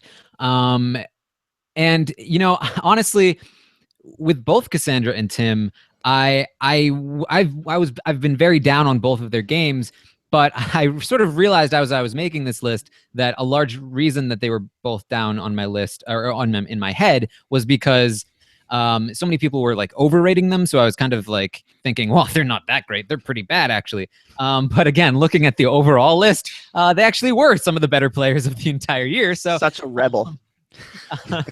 But yeah, you know, I do think she did a lot of things right. She had the game down. She had knowledge of the game. And I think that gives her a leg up on a lot of people. But not studying, just what are you doing? Losing close competitions. There's just like no reason why that she should be in that position. There's no reason why she should be almost evicted in the second week, third week. She completely got herself in that scenario for no good reason at all, and then completely like wouldn't even apologize, wouldn't even say that it was a mistake. She was like, oh, no, she defended it. That was pretty terrible. I think that she greatly benefits from the fake double eviction. Without that, she's in a lot of trouble. So there are a lot of moments throughout the game where I just feel like she had a lot of mistakes. And honestly, I feel like more than Corey. I feel like she was in danger more than Corey ever was. So that's ultimately why she's just a little bit behind him. But yeah, that's sort of where I have Cass. Brent, you had Cass at number 4. Why did you have her there? Why do you disagree with Taryn? Taryn, you weren't too harsh on her. I was expecting you to say more stuff. But Brent, why have Cassandra on your list? I just think that it's very hard to play a game and be as likable as Cassandra was. I mean, everybody rooted for Cassandra, and I give that a lot of weight because this does not take place in a vacuum. This is a television show. Give me a season populated by a bunch of Corey Brooks and a season populated by a bunch of Cassandras, and I'll tell you which season is going to get the better ratings. You can't have a season if the players aren't interesting, because eventually the show is going to be canceled. So you need interesting players to keep us involved in the show. And Cassandra certainly did that. Casting list. Hello, I'm talking now. I waited my turn. Okay, the point is that as I've always said about Big Brother, and I have been consistent about this for the past 2 years, and you can continue to disagree with me if you want, but it doesn't take place in a vacuum, and you have to evaluate these players, what they bring to the television show of Big Brother. It's not a game, it's a television show. And Cassandra brings the entertainment factor to Big Brother, and I feel like that she should be invited back again and would do well because of the fact that America probably, and North America is Canada, has more involvement in the show as the years go by, and people certainly root for her. It's hard to play a game that ruthless as she was at times and be likable. And the fact that she was able to do that, I give lots of points to. So yay, Cassandra. And also the fact that she totally fell for Jordan Parhar's Joe Anglim impersonation and went with it and was a totally good sport about it was also bonus points for her. Yeah, that was very fun. I watched that again yesterday, by the way. That was so great. It's a great. And your Joe Anglim was so Michael Jackson. Yeah, it was very bad. I don't know how Cass she bought it hook, line, and sinker. Oh, it was great. That was very fun. That was one of the most fun podcasting moments I think I've ever had. It's me, Joe Anglin. That's literally what it was. It was so bad. If you want to see that, just find it. It was on Rob as a podcast when it's the Cassandra Shanfar interview. It's on YouTube. It's very good. Alex Kidwell, you did not have Cass on your list. What did you need? What else? Like, what did you need to see from Cass? What was she missing? What was she lacking in terms of her gameplay that made you leave her off of your list? Aha. So I prefaced this earlier, Jordan, when I was talking about Shelby, because I'm a pro like that. Yes. But basically, I think Cass comes in right at number 6. It was between Cass and Shelby for me at number 5 on my list. And I know Cass has some serious lovers out there. And don't come for me, because check the tape. I picked her as my preseason winner. I was the first person on the Cass, tractor, whatever you want to call it. I was too. I was riding shotgun. All you guys jumped on the back. Streets. I was there too. Remember, I made that bet with Rob. I did. You two always fighting for credit. I need more credit in my life, Taryn. Anyways, I think Shelby, Cass was really toss up for me. I think they both bring a lot of what Brent was talking about in that they were able to think about the game strategically and still be likable both by fans and by people in the house. And you can't forget how Cass was able to convince the brothers to put their, here's our heart. And she's like, oh, thanks. Stab, stab, stab, stab, stab. Like right in that moment where she immediately flips on them and saves Tim. That was fantastic. I think ultimately the only thing that nudges Shelby into my 5 and keeps Cass out comp wins. She just can't win a comp to save her life. Her dad won her only comp for her. I mean, how sad is that? That's so sad. And I love Cass, but man, you just need to be able to win something down the stretch. And I think that's like, I just couldn't get over that one hump there. I remember tweeting at the time, I said, two things Cass and I have in common. One, we both love Joel. And two, the only way we could win HOH would be if our dads did it for us. Yeah, poor Cass. Hopefully Jerry Parhar. Right. Hopefully Cass, when she comes back, she'll have some more comp wins. Cause yeah, that didn't really help her so much down the stretch. Let's move on to number 4 on the list. This player came in 3rd place on their respective season. They won HOH once, the Power Veto once, and were nominated 5 times, including once at the final 3, with 8 points overall. Melissa, you had this person at number 3. Alex and I had them at number 4. Taryn at number 5, and Brent, you had them unranked. It is Tim Dormer. So, Melissa, you were the highest on Tim. Why have Tim at number 3? Well, I loved him on Australia, and so I already was a big Tim fan coming into this, and I just feel like his social game is just amazing. He has the ability to make anybody like him, or people think of him as like a leader without knowing that they're thinking of him as a leader. Like, he can make people do pretty much anything, but like, because he like has this way about him, they think that he's just like this nice, friendly, funny guy.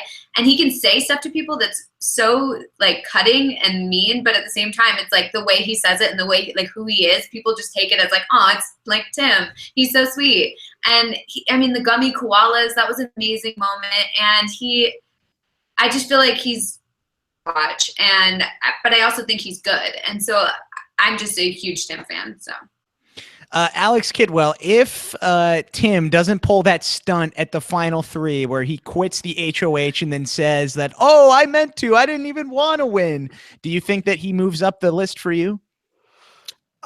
Yeah, probably. And I think, you know, if I had to just guess, I think that's probably what keeps him off of Brent's list, because that is such a glaring thing. And it's hard to overlook. And especially when he's going on the exit interviews and still saying that stuff, it's like, it just leaves the wrong, you know, like how you're remembered is the last thing we see. And the last thing, unfortunately, that we got from Tim was pretty bitter, like in terms of the taste in our mouth. But those gummy koalas were so delicious, and so are so many other things. I mean, when you really go back and look at some of the things he was able to do, I think Melissa really touched on it well. Like, you know, there were times where he could float out ideas that would get you put on the block if you were someone else in another season, in another context. Like, you know, why don't you nominate like your closest ally? He could just say things, but he had established himself as this just carefree individual who would just, oh, I'm just talking, you know, like nothing I say carries weight. So you shouldn't like hold it against me. And nobody did. And I think there's something really, really like, you know, deep and significant there to explore. Like, I hate the Dr. Will comparison because I think it really undermines the strategic skill that Will has. But man, from like a social, just charismatic standpoint, like an unflappability, like nothing phases this guy. There's nothing you can do to like back him into a corner and make him sweat and panic. I mean, he always seems to just play it cool and come out unscathed. And man, is that a skill I wish I had if I'm playing Big Brother. Yeah, that's just something you can't really teach. I mean, very, very impressive. But for some people like Brent, you got some people don't have him that high. So Brent, was that really the whole factor and you just leaving him off your list completely? Yeah, I mean, I admit that for him and somebody else in this list, I'm probably being a little bit unfair. It just left a really bad taste in my mouth, and I can't deny it. It just overshadowed almost everything he did, and it shouldn't. And I'm admitting that my bias is getting in the way here. But going into a part where he kept Cass out of the final 3, he wouldn't give up a spot to her. Okay, fine, I get that. I'm with you on that. But then don't do what you do at the final 3, which is basically behave like a spoiled child. And he can say what he wants about if he wanted to win the game or not. I guarantee you he wanted to win the game. He wanted to win the money. He thought he had already lost at the point that he quit.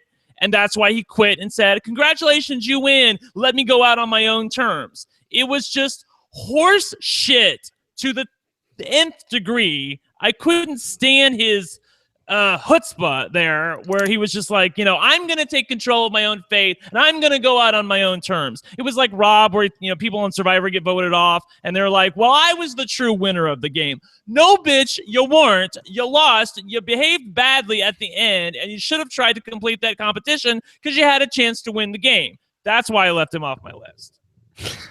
All right. Well, there we go.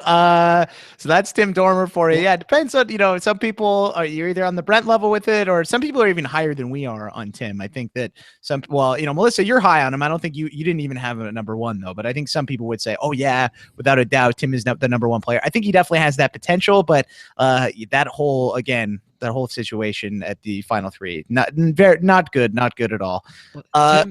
Go ahead. Tim is somebody who has all of the tools that he needs to be a great Big Brother player, but he uses those tools and he cares about something other than winning. He cares about the narrative. He cares about the image that he has, and that's his major flaw, and it's his Achilles heel because he can't get over it.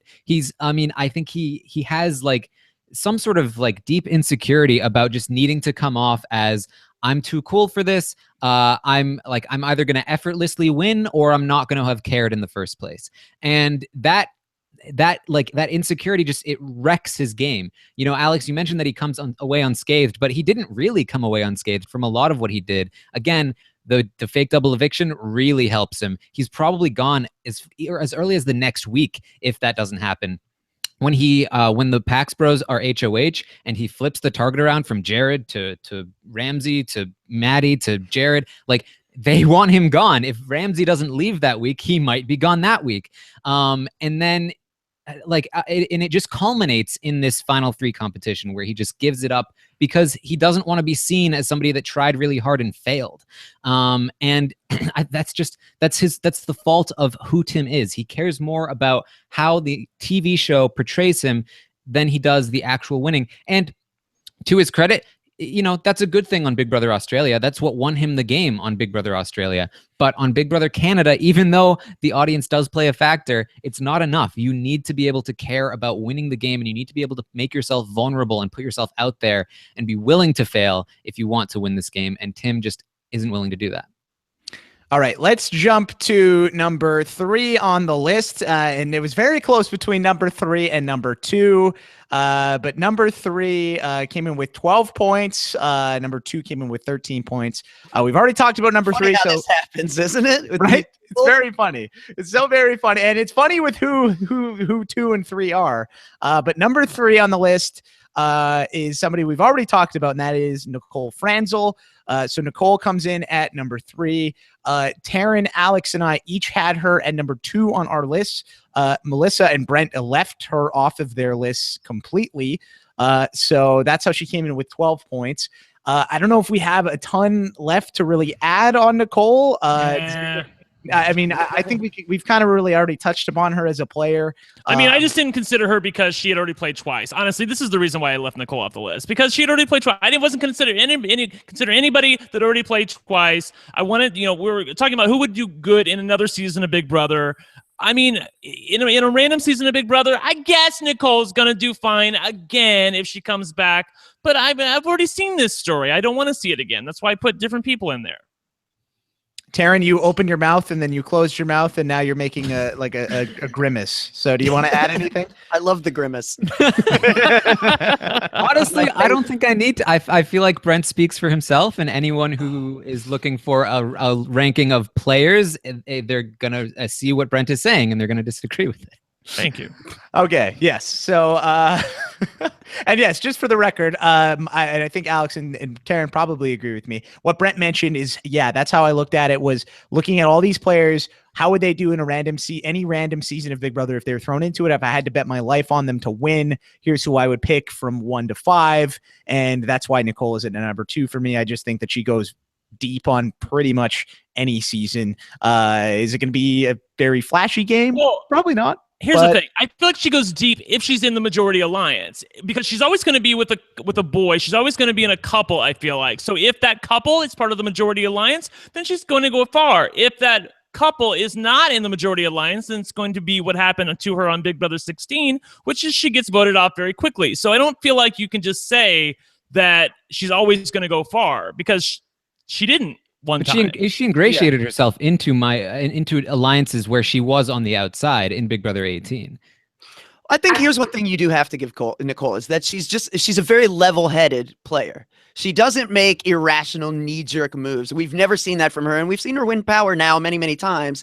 And she always talks it through and thinks it through. And maybe that's not a skill that should be like revered and should be put on a pedestal. But honestly, like, you know, we talked about how weak the season, you know, the competition, the field was this year. I was looking, I mean, 45 people played Big Brother between these 3 seasons, and I would argue maybe 37 of them were at or below replacement level. So we're already scraping the barrel. And I think when you talk about Nicole just not making major mistakes, that already kind of puts her in conversation. So wait, you went through every single player and you looked at that, and 37 was the number. That's I don't doubt that, but that's just absolutely crazy how bad that is. 83% suck, Jordan. That's our ratio these days. Why can't we get casts like Survivor? Like, seriously, Survivor, the past 2 seasons, everyone's like so good. Right. Big Brother, it's just so bad. And, you know, Alex, I bet you outside of Canada, I mean, who was good on Big Brother in the US Big Brother seasons this year? There were not good players. It was just not good. It's just so disappointing. Okay, well, we've talked about Nicole. Let's jump to Paul. Who is in number? Sorry, I spoiled it. Number 2. Paul is number 2 on the list. He had 13 points. So he came in second place on BB18. He won HOH 3 times, won the POV 3 times, nominated 6 times. So we faced a lot of adversity. Melissa, you were the highest on Paul Abrahamian, I believe is how you say his last name. Yep. At having him at number 2. Alex, Taryn, and I have him at number 3. And Brent, you did not have Paul on your list, so I'm interested to get your dad's takes on this. Yes, exactly. So he just narrowly beats Nicole in this rank by 1 point. So Melissa, talk to us about Paul. Why did you have Paul at number 2?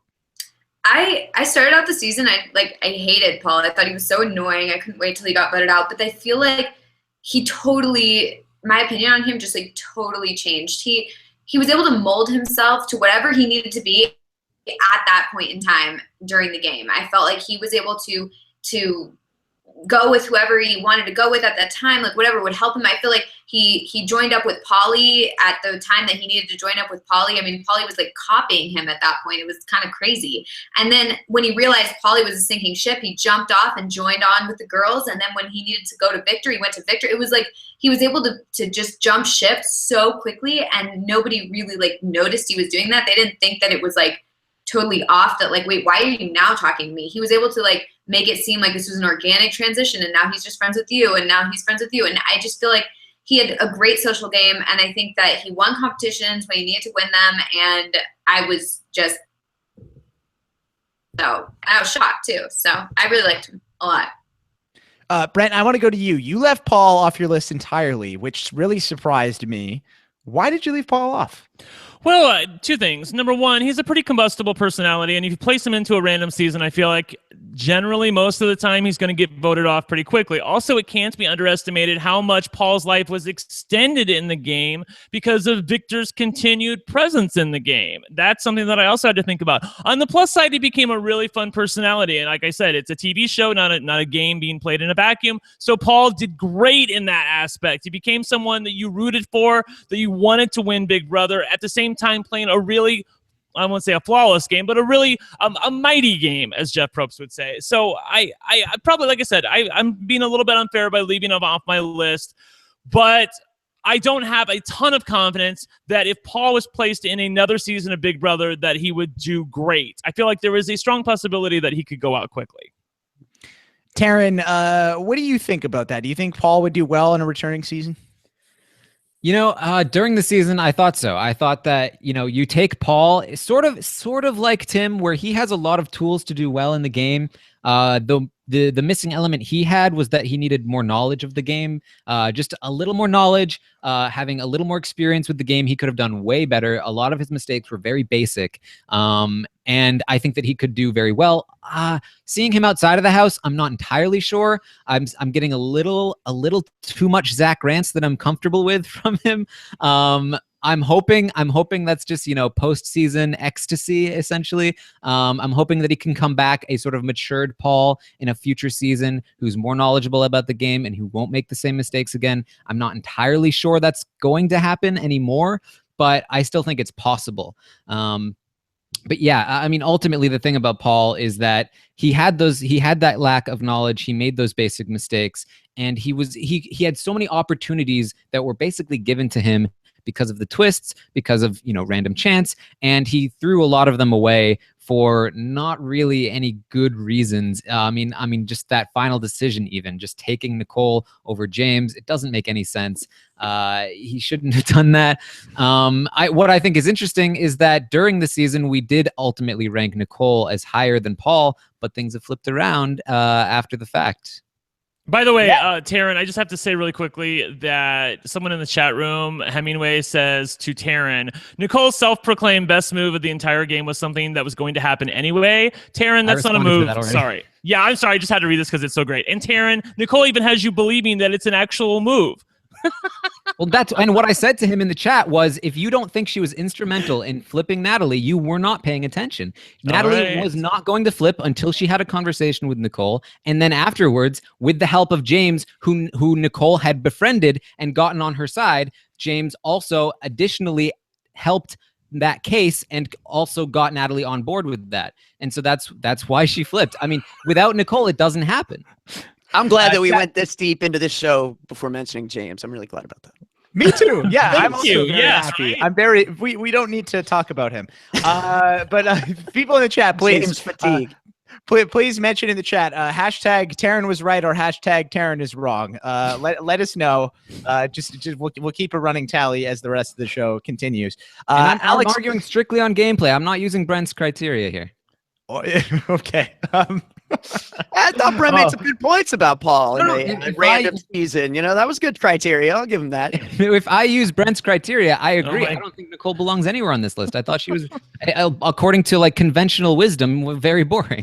Taryn, stop. I thought you were my friend. We've already got 3 variations of Taryn. We have Taryn is right, Taryn is goat, Taryn is 1,000,000% right, Taryn is right about some points, Taryn is right, and Dan is wrong again. So Is Taryn goat because he has Corey on his list?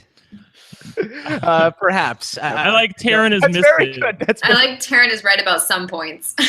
Yeah. Well done I by like the BB qualifier. president. Alex Kidwell, any final thoughts on Paul? I haven't really been getting the Zach Rance vibe, but maybe Paul misted me because he came to Vancouver and I went for dinner with him with my friends, and that was really fun. You know me name dropping Alex Kidwell, but anyway, thoughts on Paul? Pick that back up, Jordan. Yeah, no, I really like Paul. I mean, I think we all do. I get what Taryn's saying. I don't think necessarily the volatility and like he's not broadcasting himself on you now 24/7. So we don't have that level of alarm maybe, but I totally get what Taryn's saying in the sense that Paul is still adamant, never cared, made the right decision. He refuses to look back yet, and maybe he will in the future. We can't know, but he refuses to look back with any degree of maybe I could have done things differently. Maybe, you know what I mean? That would be my first move. And maybe that's just because I'm an over analytical, over critical person when it comes to myself, but Nicole clearly is too. That's why she spent so much time racking her brain over every little decision. That's why I think more often than not, and more often than Paul, she came to the correct conclusion because she spent so much time dwelling on every little thing. And Paul, I mean, I love him, but he's just kind of the personality who's just gonna he doesn't carry his issues with them the way maybe some of us do, and that probably means he'll live longer than me and with a much more stress-free lifestyle, but maybe it doesn't make him as well suited to succeed in the game of Big Brother. I don't know. It's still very close between Nicole and Paul for me. Ultimately, the fact that Nicole beats Paul in the final jury vote just makes it hard for me to push Paul over her, which I know is subjective. It's tough. This is going to be one of those things that I think will be debated until the end of time, or until Nicole or Paul plays Big Brother again. But yeah, this is no, and I don't think there's anybody who is I never cared about this debate between Paul versus Nicole. Everybody's either on one side or the other. But very, very fascinating to see that it came that close. Last but not least on the list, coming in first place, which when I was the first person to submit my rankings, and I put this person number 1, and I thought, oh, look at me. I'm a hipster. I'm putting this person at 1. Nobody's going to do this. I feel so good. Maybe Taryn will agree with me because he loves this guy, but oh man, no one else is going to have this. Nope, I was wrong. Literally everyone, all of you guys had the same number 1 person. He had 25 points. I believe this is the first time ever we've done a ranking where there has just been a consensus number 1 player, and this person has come through on top. He came in 11th. The stats don't sound good. He came in 11th place. He won HOH 0 times. He won 1, and then he gave it to Joel. But really, he won HOH 0 times. He won the Power Veto 0 times. He was nominated 1 time, and he went home. From Big Brother Canada 4, it is Mitch Moffat. So there you go. Mitch Moffat is number 1 on our list. I think to a lot of people watching, they're going to be like, what the hell is this? Turn it off right now. Right? Like a guy who is in 11th place became a number 1 on a consensus ranking where every single person put him at number 1. You guys all must be high. What's going on? The stats do sound terrible. Right. The stats sound horrible. When you lay it out like that, it sounds very bad. It sounds very bad. But for me, I had Mitch at number 1 because if I wanted any of these players in a random season for my life, this guy showed me more than anybody in 2016 by a mile. But to make the argument and the case even more, I think we should pass it over to the number 1, the president of the Mitch Moffat fan club, Taryn Armstrong. So Taryn, why is Mitch the best player in Big Brother North America for 2016? Well, first I want to say I'm really annoyed at this outcome because I was really excited to not have Mitch at number 1. Like, I really didn't think I was going. I was like, haha, I'm going to show those people. Like, I can't wait to show them how unbiased I am. Mitch is not going to be number 1. And then again, I looked at all the players and I was just like, I honestly can't justify anything else. Like, what is wrong with this whole year? Jordan is right. Like, Mitch is the only one without major flaws in his game. And granted, we only saw half of a game, and that's probably a large part of it. And that's why I wouldn't have had him at number 1 if there was anyone that was even close. But unfortunately, nobody was really close. Nobody showed the amount of control that he did in that first half of the season, the amount of adaptability, the amount of like versatility in the face of adversity. Just like everything that he managed to do was so great. And the way that he went down was just so unprecedented. Nobody could be expected to survive that. And he almost did, actually. Like, he came decently close for such a terrible position. And it's very much like an Eric Stein sort of thing, where it's just he's so dramatically handicapped that it's hard to really evaluate. I'd still say Eric Stein is probably a better player overall because we got to see almost an entire game from Eric Stein. We only saw half from Mitch, but Mitch was on that level. If Mitch had gone on to play the second half of the game and had done the same things, I would have said Mitch is a top tier player in general. So it's hard. It's really hard to put anyone above him. Yeah, I think Mitch, I mean, one of the greatest things about his game as well was he didn't have an ego about him at all. I mean, this guy was running the entire house like Pauly Calafiore was in Big Brother 18, except he had no ego about him. He didn't get, he never got comfortable. The only reason he got screwed over was because of a really stupid twist and for inexplicable gameplay from Raul. That is why that's why Mitch went home. So, I mean, it's just a shame because I think Mitch should be remembered as one of the greatest Big Brother Canada players of all time, if not the greatest, and he could have been had he gone on to win this season. But because of this twist, he wasn't able to. And was there anything, Melissa? Was there anything that Mitch could have done to get out of that situation? I don't think so. I don't think so. I mean, I think he did everything he could, and it was really impressive to watch him, almost get out of it. And I think that, with his speech in the end, I feel like it was just, I thought maybe there was a chance for him. But, I mean, there wasn't, but I don't think there was anything else he could have done. No, yeah, I think going back and looking at, remembering feeds from that week, I mean, that's even though it didn't work for him, that should be your case study if you're going to play Big Brother and you're thinking about, like, what moves do I have when my back is against the wall? Because he exercised every possible option. He never stopped trying until he was done. I mean, he utilized the speeches. He got people into private rooms. I mean, if you were, the Jared Kelsey contingent, I mean, they were terrified all week long, and they were just, where's Mitch? Who's he talking to? I mean, he had them just so scared that he was going to get out of what I agree with Taryn, what is the most unfairly stacked circumstance we've seen since Big Brother 8, arguably. I mean, you know, you could talk about the coup d'etat and some other stuff like that, but people got to watch live feeds. I mean, that's where, you know, the whole purpose of live feeds is we get to see who's really good, and they don't know it. And the fact that, I mean, like they were given all this evidence of why this guy's the best player in the game, and then went in there and targeted him simply because it was so glaringly obvious he was outplaying the field. I mean, man, that's a level of a twist that, like, how do you overcome it? The fact that he even came close, I mean, to me, miraculous. Brent, do you think that Kelsey goes in with the information to target Mitch if Levita doesn't tell her to do so? Wow, likely not. I mean, I think Levita was instrumental in Mitch's demise there by how much information she was giving up to Kelsey, who she previously hated. So I don't understand why she was doing that. She kind of just, I mean, I get why she did it. She's in a room with this girl. They're both out of the game. She's letting her guard down. She's like, oh, well, this is what happened, and this is who got us both. But it was really unfortunate. I would like to see the alternate universe where these two girls are stuck in a room, but they're not watching the feeds. Like, maybe you just put them in a room for a week like Allison was from Big Brother Canada 2 and see if anything comes of that. But instead they got to watch feeds, and when you introduce that element into it, it was really unfair. I agree with what Alex said, which is that it was so nice to see somebody who was willing to literally put themselves on the line, didn't care if they looked foolish, tried everything they could in order to save themselves in the game. And I had forgotten, looking back at this vote, that he actually got 3 votes to stay that week. I forgot how close he was to actually flipping this thing around. It was a 5-3 vote the wrong way. And given how vastly he was outplaying the field, I feel like that's a testament to his game that he was even able to do that in the face of such an unfair twist. I will say, though, as like a viewer, the twist for me fun to watch. Like, I loved when Kelsey and Levita were in the room together and they started revealing things to each other and bonding. And I feel like I loved when they were like connecting the dots and like they were getting so excited about like, okay, this is what we need to do when we come back.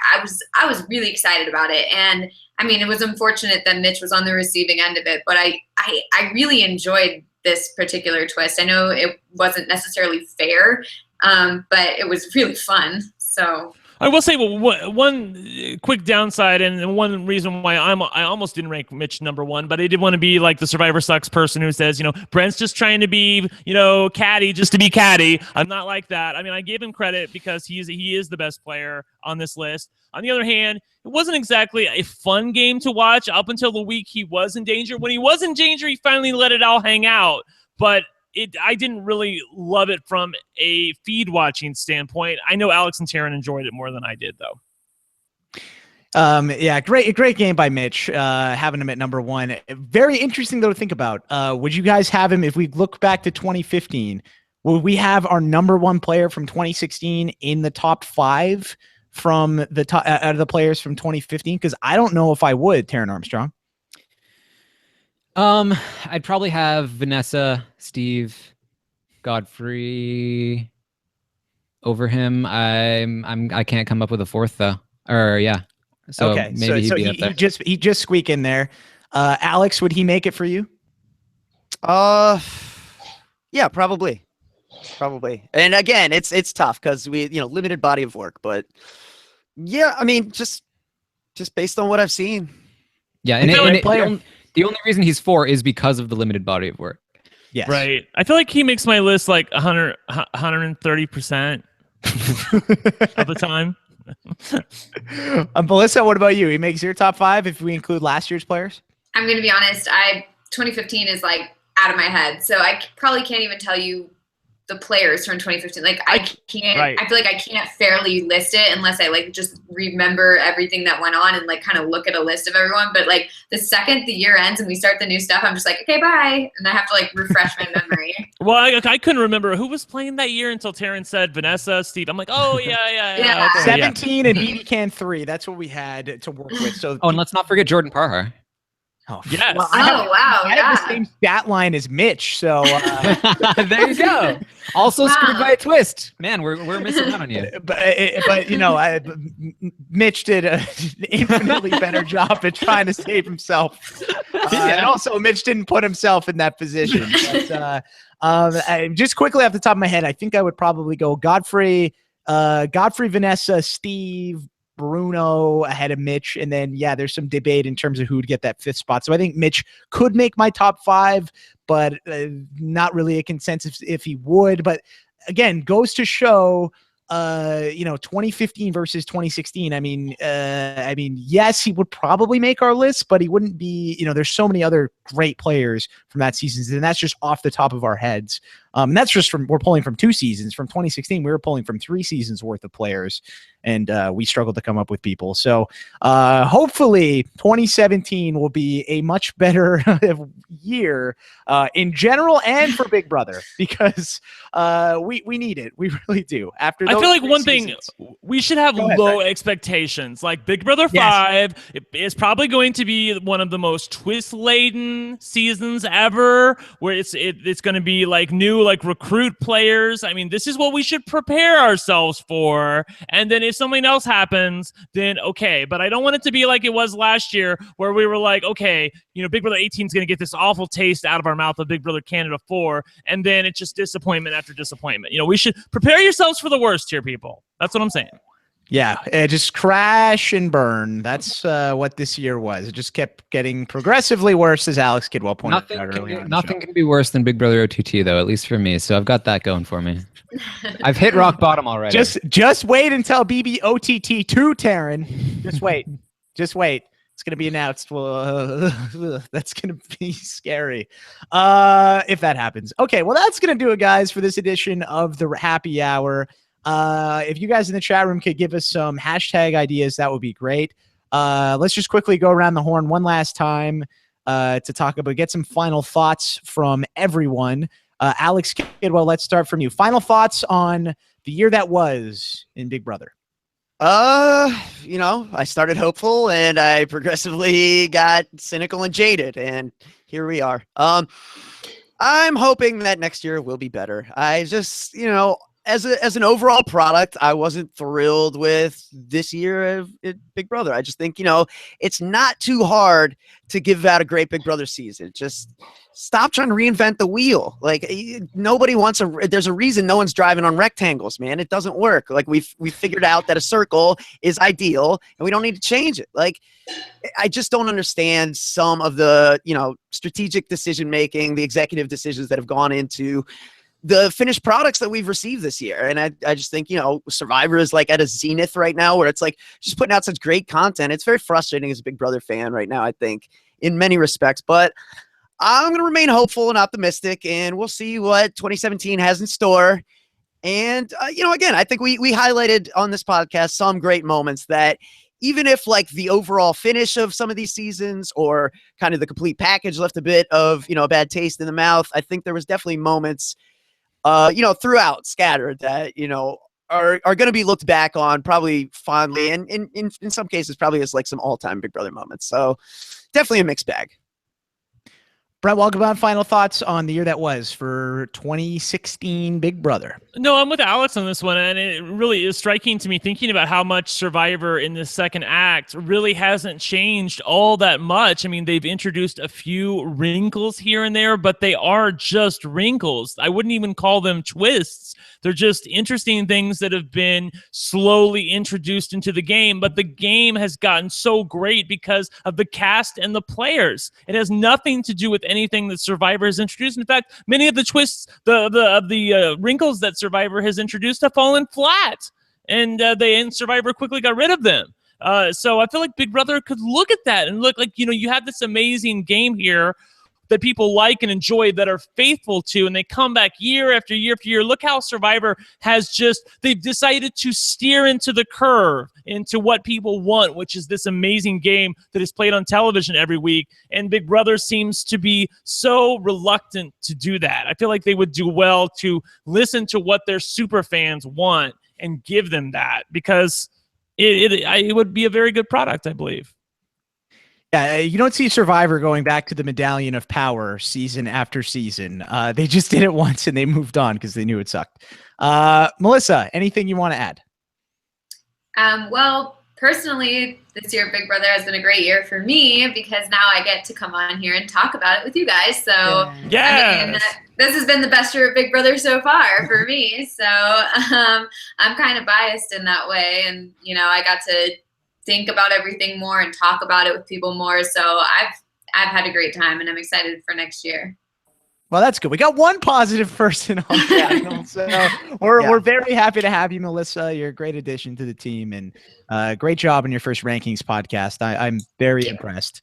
Taryn, final thoughts, my friend. Yeah, you know, going off of what Alex and Brent said, it's astounding to me that Survivor can do what it does, right? Where they are continuing to garner and build up mainstream respect. Like, I'm seeing it more and more just in my daily life, and people are consistently saying, actually, guys, it's really good. It's not what you think it is. It's actually really respectable. And they're doing that and pleasing their core fan base at the same time. It's a win-win, and I don't understand why Big Brother is unable to follow suit. However, that said, it's still Big Brother, and I still love it, and I'm still really, really glad. Even with how much I hated Big Brother OTT, I'm still really glad we had it because it was just more time to talk with you guys and to talk with the listeners and to be on this podcast and in this community. It's just it's so amazing to me, and I would not give it. I would suffer through endless Big Brother OTTs in order to do it, and it's been an amazing year for me, and I'm sure everyone else here. I don't even have words. Thank you guys so much. Well put. I shouldn't let my jaded cynicism get in the way of what has been another fantastic year of podcasting with my BB family. Love you guys. Yes, I agree. The podcasts have been so much fun. I feel like the RHAPpy Hours definitely evolved, even if the Big Brother gameplay hasn't. So big thank you to you guys. Big thank you to everybody in the community for listening and being a part of these shows. We couldn't do it without you. Very beautifully said, Taryn. Now, looking at the hashtags, I don't really see a ton here. Alex had hashtag scratching our Mitch. I thought that was kind of funny. We did get it in. There was a good Cass one.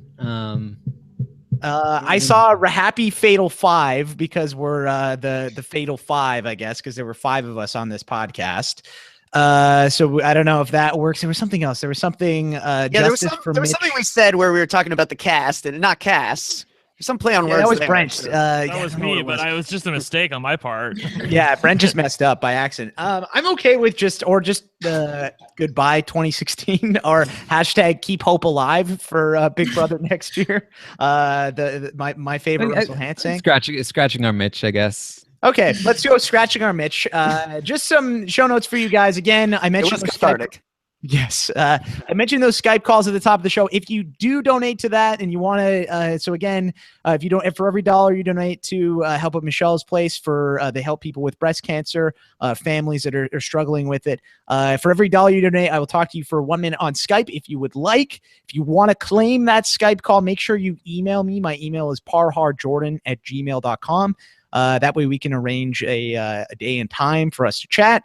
And again, we can talk about whatever you want. Everybody's already donated. I really appreciate it. I noticed somebody donated during the show. So big thank you to those people. And also, if you want to subscribe to the show, robhasawebsite.com/RHAPpy Hour. We got a bunch of off-season content on the way, even though we don't have Big Brother or Survivor coming back until March. So if you want to check out all of those shows, again, you can go there. You can go to robhasawebsite.com/YT to see our YouTube shows, to see what we're doing live on YouTube.